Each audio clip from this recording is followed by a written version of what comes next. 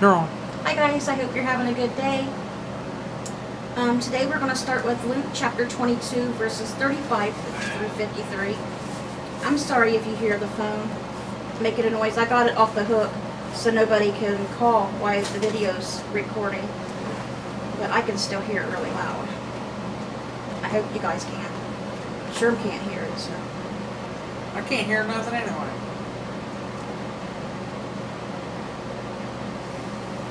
Alright, let's begin, guys.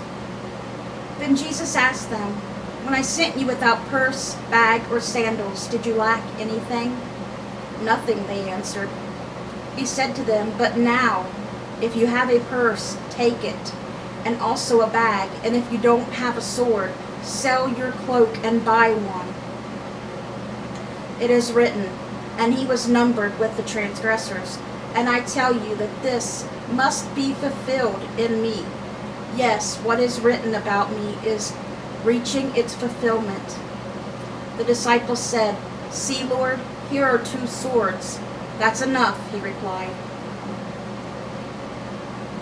Jesus went out as usual to the Mount of Olives, and his disciples followed him. When reaching the place, he said to them, "Pray that you will not fall into temptation." He withdrew about a stone's throw beyond them. No, look. You missed it.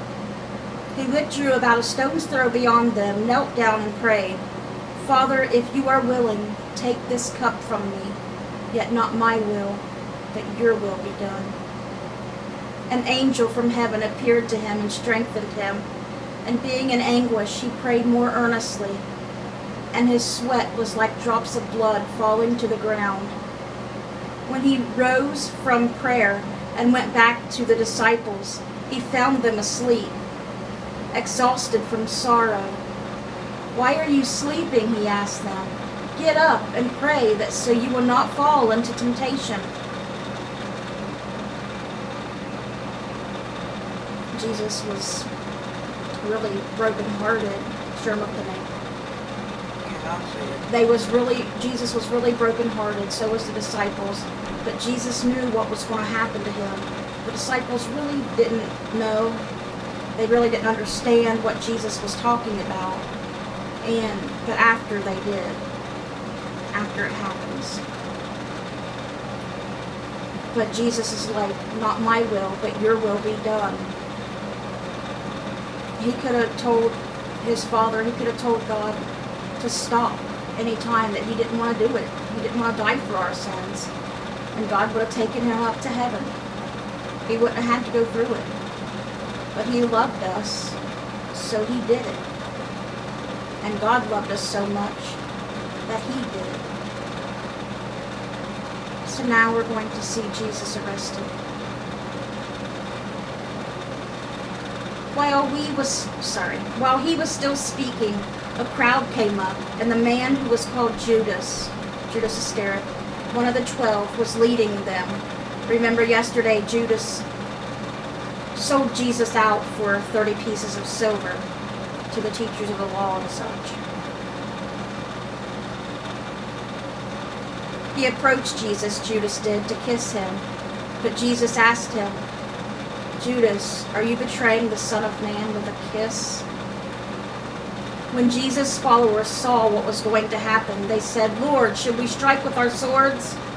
And one of them struck the servant of the high priest, cutting off his right ear.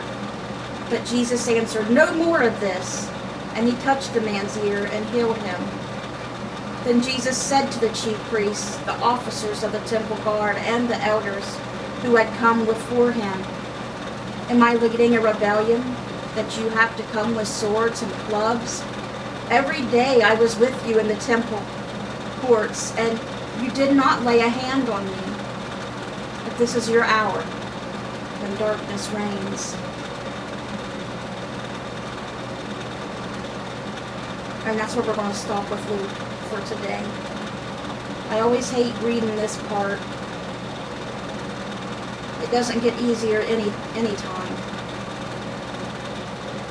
And it only gets upsetting from here on out until we get to the resurrection.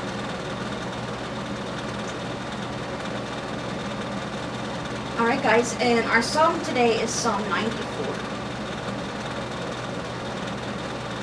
The Lord is a God who avenges. O God who avenges, shine forth. Rise up, judge of the earth. Pay back to the proud what they deserve. How long, Lord, how long will the wicked be jubilant? They pour out arrogant words. All the evildoers are full of boasting. They crush your people, Lord. They oppress your inheritance. They slay the widow and the foreigner. They murder the fatherless. They say, the Lord does not see. The God of Jacob takes no notice. Take notice, you senseless ones among the people, you fools. When will you become wise? Does he who fashioned the ear not hear? Does he who formed the eye not see? Does he who disciplines nations not punish? Does he who teaches mankind lack knowledge? The Lord knows all human plans. He knows that they are futile. Blessed is the one you discipline, Lord, the one you teach from your law. You grant them relief from days of trouble. So a pit is dug for the wicked, for the Lord will not reject his people. He will never forsake his inheritance.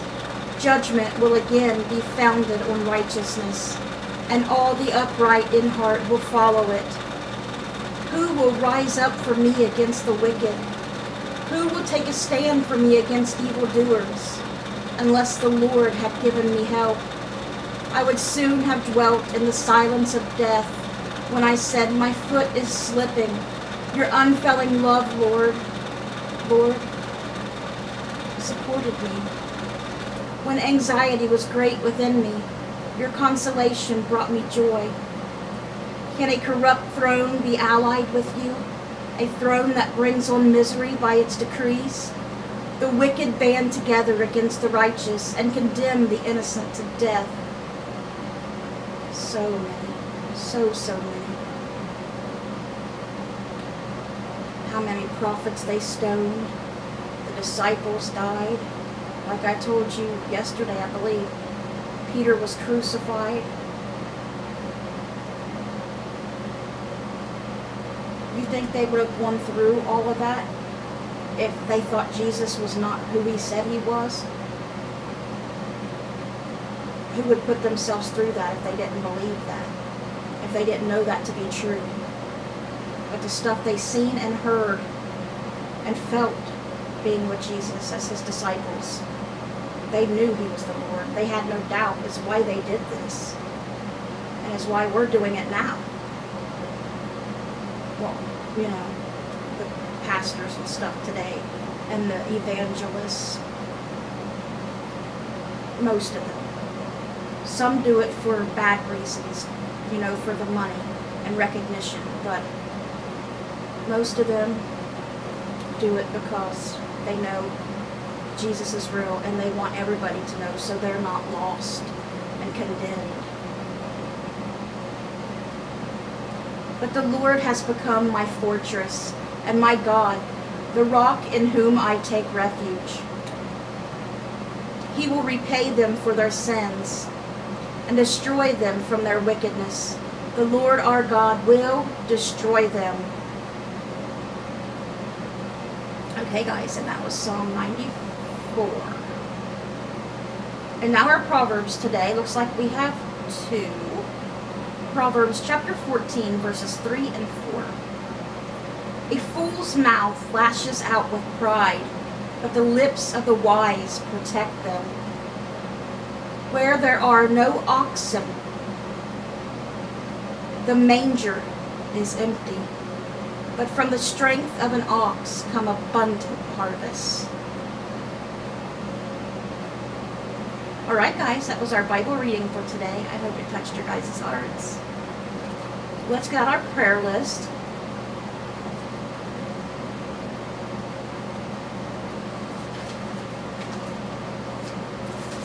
Okay. Please keep the following people in your prayers. They the same list: Luke Boggs, Sherman Crabtree, Zach Kirby, Abby Myers, Elizabeth Jeffries, Shelley Turner, Judy Osborne, Nellie Stanley, Barb Post, Eric Stanley, Linda Thacker, April Thacker, Cindy Welsh, Dora Carper, Michael Cairns, and Judy Thompson. We have a few on there that are pretty serious, guys, so as of right now, the ones that are really urgent prayer requests are Judy Thompson, Zach Kirby, Judy Osborne,